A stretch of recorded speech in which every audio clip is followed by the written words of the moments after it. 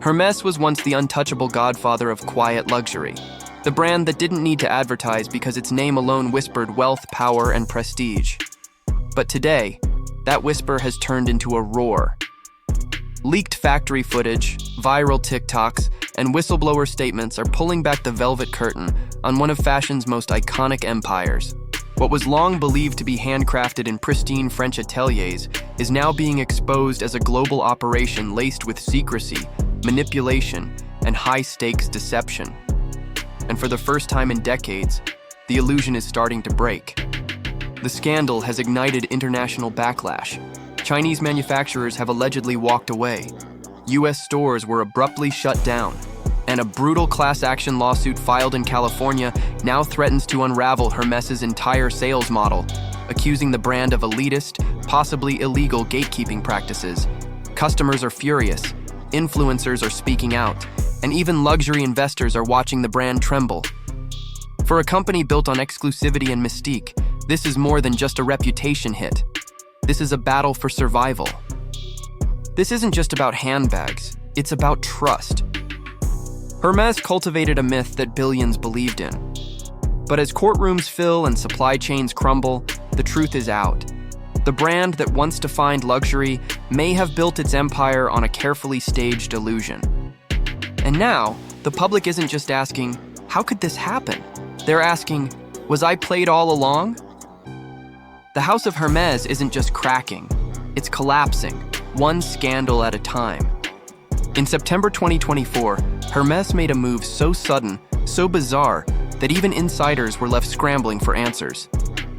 Overnight, every Hermès boutique across the United States went dark. No farewell messages, no advance notice, just locked doors and empty displays, the brand's official explanation. A corporate retreat in Palm Desert, California. But that excuse didn't sit right with anyone. Why would one of the world's most powerful luxury houses shut down its US operation during one of the busiest retail quarters of the year, just for a retreat? Behind the scenes, the truth was far more chaotic. Insiders say Hermès was in full-blown panic mode. Legal pressure was mounting, rumors of internal audits were circulating, and key executives were reportedly scrambling to cover potential fallout. The timing of the shutdown coincided with growing chatter about factory outsourcing and a class action lawsuit accusing the brand of elitist and deceptive sales practices. Layoffs began quietly rolling out. Customer appointments were abruptly canceled. Product shipments were delayed indefinitely. The luxury fashion industry, once obsessed with Hermès' mystique, started whispering about its unraveling. And in those whispers, one thing was clear. This wasn't just a strategic pause, it was the first domino to fall in a scandal that would grip the world. If this scandal had surfaced a decade ago, Hermès might have survived it quietly. But in the age of social media, where receipts speak louder than press releases, there's no hiding. TikTok became the battlefield, and Hermès was the target. Influencers, fashion analysts, and even former luxury customers started posting side-by-side comparisons of authentic Hermès bags and their alleged Chinese-made counterparts. The similarities? Disturbing. From the stitching precision to the leather grain, viewers couldn't believe what they were seeing. The message was loud and clear. The $15,000 Birkin might not be as French or exclusive as you thought. One viral clip showed a user dissecting both a real Birkin and a near-identical bag sourced from a known Chinese supplier. As she peeled back the layers, she pointed out that both were crafted with the same structure, glue patterns, and stitching methods. Even the interior tags mimicked Hermès' exact placement. Other creators dug deeper, showing how some luxury items were allegedly being manufactured overseas, shipped to Europe for minor final touches, and then labeled "Made in France." The illusion of old-world craftsmanship was breaking apart, and the internet was watching it unravel in real time. The reaction was instant and furious. Long-time customers who'd spent tens of thousands on Hermès products began to question everything. Was it all smoke and mirrors?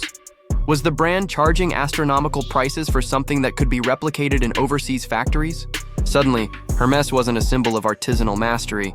It was the centerpiece of what many now called the luxury scam. And on TikTok, with every new expose, trust continued to erode, one video at a time. Just when it seemed things couldn't get worse for Hermes, the unthinkable happened. Multiple Chinese manufacturers, companies long believed to be quietly producing key components for Hermes products, allegedly cut ties with the brand overnight. There were no statements, no warnings, no PR spin. They simply walked away. But insiders say this wasn't a coincidence. It was a retaliation. A quiet rebellion in response to Hermes's own legal actions against the factories, accusing them of breaching strict non-disclosure agreements after whispers of their role in production began to leak. According to sources close to the situation, these manufacturers were never supposed to speak. Hermes had long protected its French-crafted image through tight contracts and NDAs. But as rumors grew louder and footage of foreign production lines began circulating on TikTok and Weibo, the narrative slipped out of the brand's control. Instead of owning up, Hermes reportedly tried to use lawsuits to silence the factories, but the strategy backfired. The manufacturers, tired of being scapegoated, allegedly responded by pulling the plug entirely, shutting down production lines, and severing decades-long relationships with one of the richest names in fashion. The fallout was instant and devastating. The already scarce Birkin bag became nearly impossible to source. Waitlists that once stretched years became indefinite question marks. Hermes customers, many of whom wore their purchases like trophies, found themselves in limbo. And with no more components coming in, the illusion of controlled scarcity turned into an unplanned shortage. For the first time in modern history, Hermes couldn't guarantee when its most prized product would be available again. The luxury machine had stalled, and the gears behind it were now exposed for the world to see. While the factory fallout was wreaking havoc on Hermes's supply chain, an even more dangerous threat was brewing in court. In California, a class action lawsuit was filed that accused Hermes of manipulating consumers through illegal and deceptive sales tactics. At the center of the case was one explosive claim. Hermes wasn't just selling handbags, they were selling access. And to get a Birkin, customers allegedly had to jump through an invisible pay-to-play system designed to favor the ultra-rich and shut out anyone unwilling to spend tens of thousands up front. According to the lawsuit, Hermes sales associates were instructed to evaluate customers not based on interest or loyalty, but on how much they were willing to spend on unrelated items. Scarves, belts, shoes, perfume. If you didn't play the game and build a purchase history, you were never even offered the opportunity to buy a Birkin. It didn't matter how long you'd been a customer or how much you wanted the bag. What mattered was how obediently you fed into their system. Legal experts called it textbook tying, a tactic where access to one product is conditioned on buying others, and if proven true, it could mean massive financial penalties and a total overhaul of the brand's business model. This wasn't just a corporate scandal, it was a consumer rights crisis. For decades, Hermes cultivated an image of rare, earned luxury. But now, plaintiffs were pulling the curtain back, revealing a playbook built not on elegance or exclusivity, but on manipulation. The very system that made the Birkin the world's most sought-after bag was suddenly being framed as a potentially criminal scheme. And as legal filings mounted, so did public outrage. The question on everyone's mind wasn't just, is Hermes guilty? It was, how many other luxury brands are doing the same thing? The lawsuit didn't just accuse Hermes of shady tactics, it exposed a system many insiders had whispered about for years. The brand's entire strategy around the Birkin wasn't about demand, it was about control. According to legal documents, Hermes wasn't simply creating scarcity, they were manufacturing an artificial hierarchy. Customers weren't being rewarded for loyalty or taste. They were being filtered, tested, and judged based on how much they were willing to spend on things they didn't even want. In short, the Birkin wasn't exclusive because it was rare. It was exclusive because Hermes made it nearly impossible to get without jumping through financial hoops. Former employees and luxury insiders backed the claims, revealing how sales associates were allegedly trained to profile shoppers. Those who spent thousands on lower-tier items were granted the privilege of being offered a Birkin. Everyone else, ignored. One influencer described it as a luxury hazing ritual. Want the bag, buy the perfume, want a seat at the table, earn it by spending. It wasn't customer service, it was a test of financial endurance. And the worst part? Most customers didn't even realize they were playing until they were already tens of thousands deep. This wasn't scarcity. It was manipulation wrapped in ribbon and handed off in an orange box. The lawsuit framed Hermès' model as a high-stakes illusion that punished the average consumer and rewarded those who could afford to be exploited. If tying allegations were proven in court, it would shatter the very foundation of how Hermès, and perhaps all of luxury, operated. As the allegations mounted and the lawsuit gained traction, Hermès finally broke its silence. But instead of offering clarity or accountability, the luxury giant responded with cold, calculated defiance. In a series of carefully worded public statements, Hermès flatly denied all wrongdoing. The brand dismissed the lawsuit as baseless, sidestepped questions about tying practices, and claimed that Birkin bag availability was simply about customer interest and product demand. It was the kind of sterile corporate language that felt more like damage control than a defense. And to loyal customers already shaken by the scandal, it felt like gaslighting in a silk scarf. Rather than address the allegations head-on, Hermès leaned heavily into its usual vocabulary, words like heritage, savoir-faire, and craftsmanship. It spoke about its artisans, its timeless process, and the integrity of its supply chain. But critics weren't buying it. To them, this wasn't a defense. It was a distraction. The brand was using romanticized language to dodge questions about sales manipulation, factory outsourcing, and an increasingly suspicious business model. Behind the polished PR facade, insiders claimed Hermès was scrambling, tightening NDAs, restricting employee communication, and bracing for more legal hits.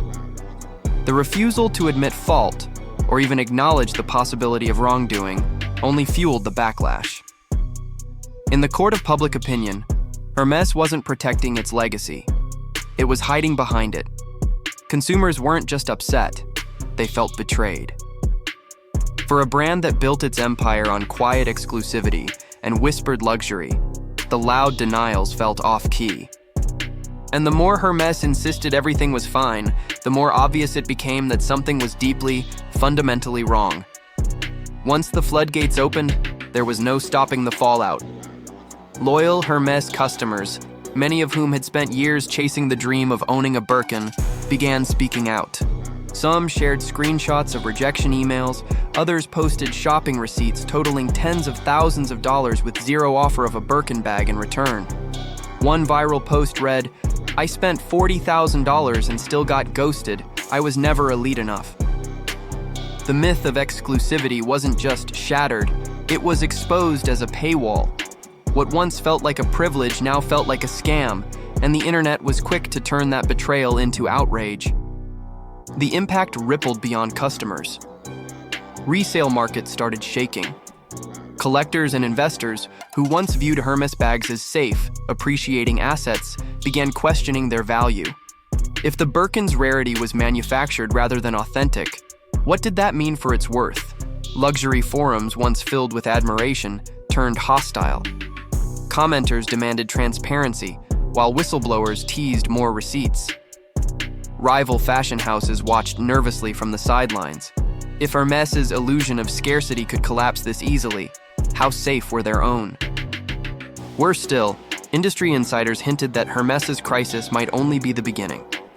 The brand's business model, relying on gatekeeping, conditional selling, and hush-hush supply chains, wasn't unique. It was just the most iconic. If regulators took the lawsuit seriously, it could trigger a domino effect that would force the entire luxury fashion sector to reckon with its secrets.